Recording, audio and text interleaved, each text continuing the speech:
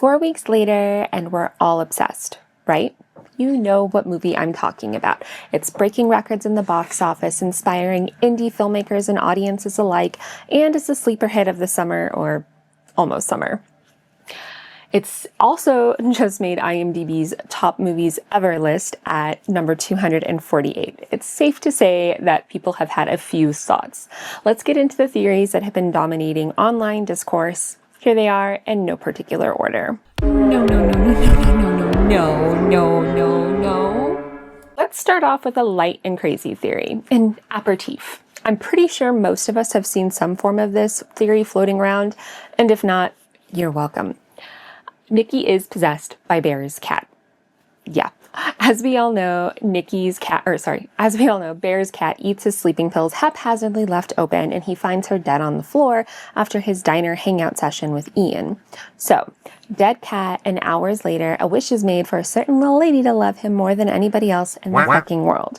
It only makes sense for Nikki to be taken over by the spirit of the accidental overdose kitty, right? She must be. She walks around weirdly. She watches him sleep. Her eyes light up in the dark. She brings him disgusting gifts. Come on, who loves us more than our cats? While the idea is fun and silly and the timing of the cat's death and the cracking of the wish willow line up somewhat, no, I don't think that the entity taking over Nikki is the damn cat. It really doesn't make sense given the tone of the movie and the rest of Nikki's actions and interactions with characters. I mean, the humor of the movie is not centered around this cat girl. Sure, there are jokes about the absurdity of things and people's reactions to her actions, but a lot of the humor is there because we're uncomfortable, and the only thing that seems right is to laugh. I love you, I love you, I love you, I love you. I love you, I love you. Common theory that I've been seeing is that the movie itself is a monkey paw tale. So, what is a monkey paw tale, and what does it have to do with my 2020s horror flick? A monkey paw is in reference to the 1902 short story by W. Jacobs about a family that encounters a mummified monkey paw from a friend. The paw grants 3 wishes, but with devastating consequences, since the wishmaker is manipulating fate. When the father in the story says that there's nothing that he would want since he has everything, he decides to wish for a simple 200 pounds, since that would pay off his home. The next day, the couple find out that their son was killed at work, and the company offers 200 pounds bereavement pay. So, you get the idea. The monkey paw idea has been devoured in popular media, most notably The Simpsons' Treehouse of Horror special. That Barker says he was partly inspired by. And, of course, Rick and Morty when Summer gets a job at Needful Things working alongside the devil. So, why isn't the obsession story a monkey paw tale? Well, it comes down to Bear's wish. It's his selfishness and overall human folly that makes things so bad. He didn't wish for confidence to talk to Nikki or wish that she knew how much he loved her. Hell, he didn't even say, I wish she was my girlfriend. He wished for Nikki to love him more than anybody else in the fucking world. Pretty powerful words. The kinds of words that would cause a loss of autonomy of the person giving the love, since apparently she can only love one person in said world, and that doesn't include herself. It's the kind of wording that would force the wish, or our Willow Nikki as I like to call her, to get very obsessive. How else can we see that this isn't a monkey paw? Well, other wishes have been had, including the clerk at the metaphysical shop and Ian, and the guy online who wished for his mom to be hot. No one there was unhappy or seemingly punished by the fate of the wish.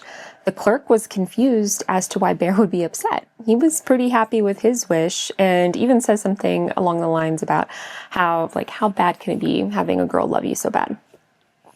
So Ian got his money, and it wasn't the money that killed him. It was Nikki.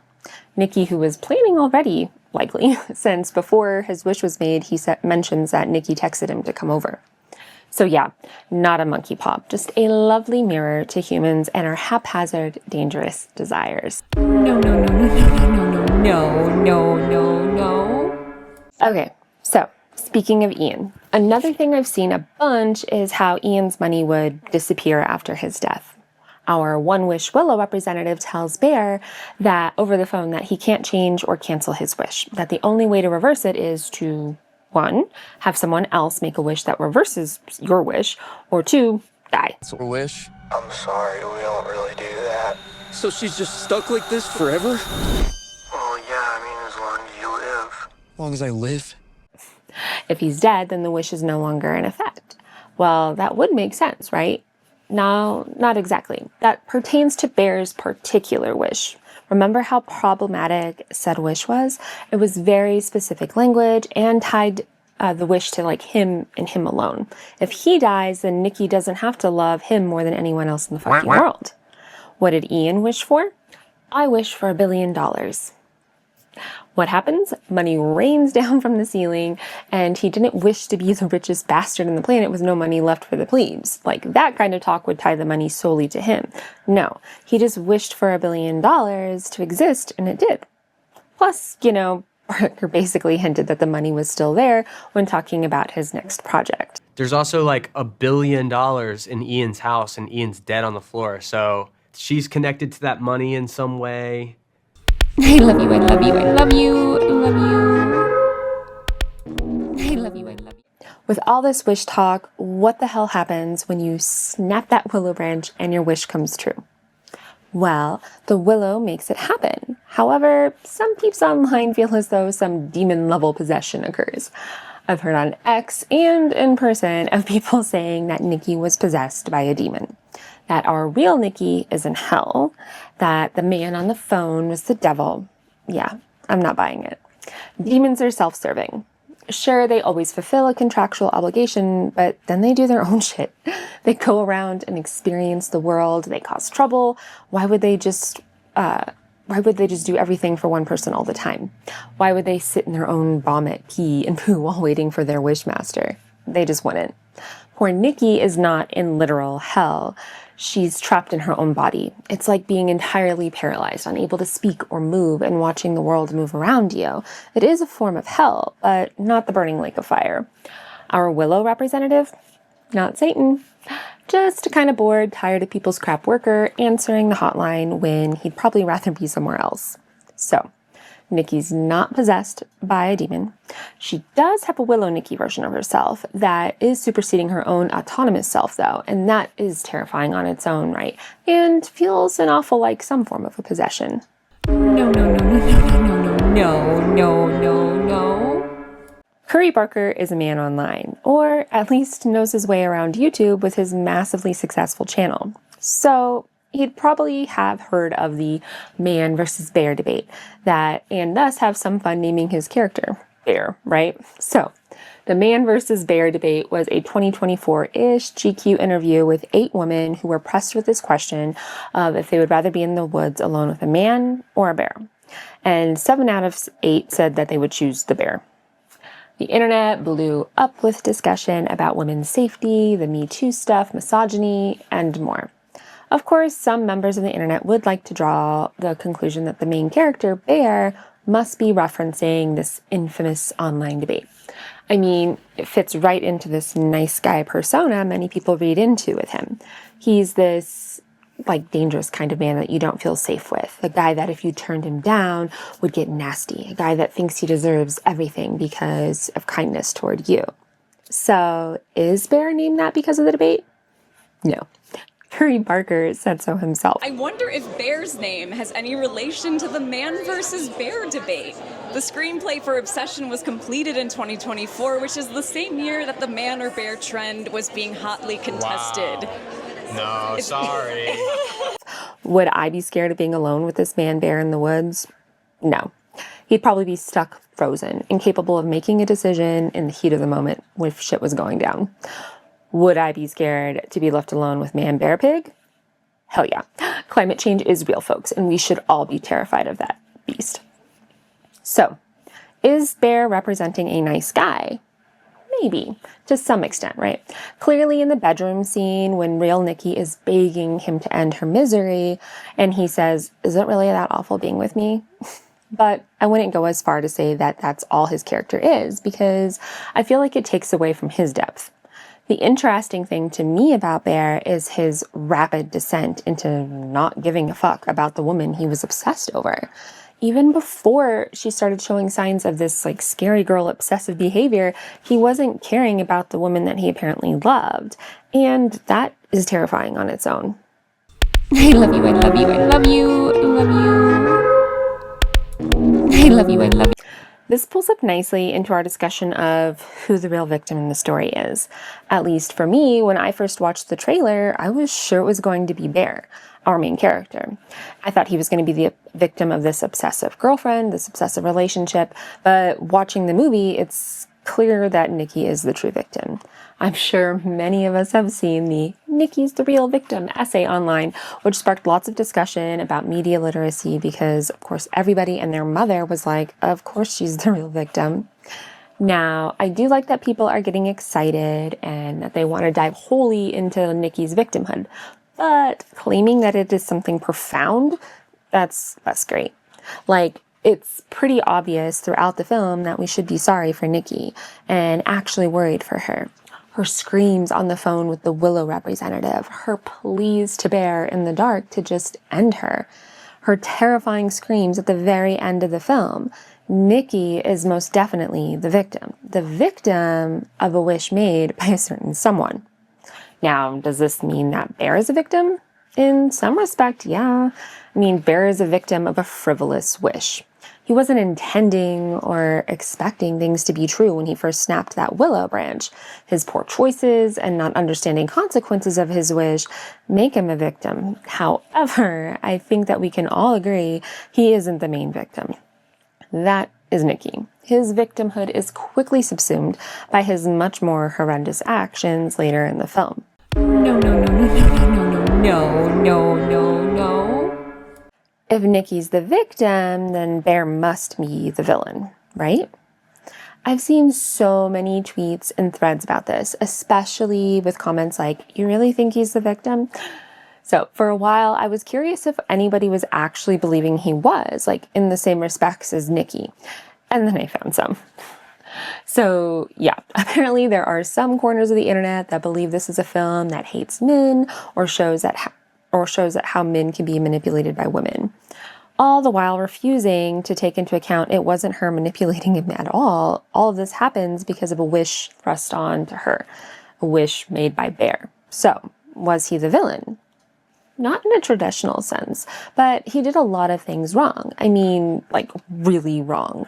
The real villain, I think, is human flaws. It's being obsessive. It's the toxicity of unrequited infatuation or love. Bear was a young asshole who couldn't just tell the girl that he liked that he had feelings for her. When he got her, he threw her away. And what we saw was the devolution of a person getting something that they were obsessed with and then not caring about the consequences of their actions. Watching them become terrified of a personification of their very own obsession. I love you, I love you, I love you, I love you. Another recent discussion that dominated my socials a few days ago was the debate about whether or not Nikki was into Bear from the very start. Curry Barker said himself that he filmed it both ways and he edited them both into the film. Obviously, it's meant to be somewhat up in the air, and fans are divided. One side thinks that she was into him and annoyed that he just didn't make a move, and then the other side thinks that she was just annoyed that he was even trying to make a move, that, you know, she just saw him as a brother. Hating that men can't just be friends with a girl. My thoughts? Well, I think she wasn't crushing actively on him, but was definitely interested. Like, he's apparently a guy that she feels very comfortable with, and she opens up about writing and about worries. She talks with Sarah even, right, about Sarah having a crush on Bear, and how to even ask Bear about it. I mean, that's like straight out of a high school playbook of trying to figure out if someone likes you, right? I think what Nikki really wanted more than anything was for Bear just to open up and make a move, declare his true feelings. Whether or not she was ready for a relationship is a whole nother thing, and like, I think she was open.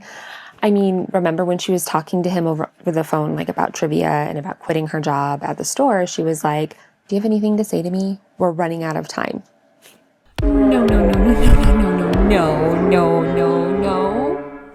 Speaking of out of time, let's talk about the movie's ending theories.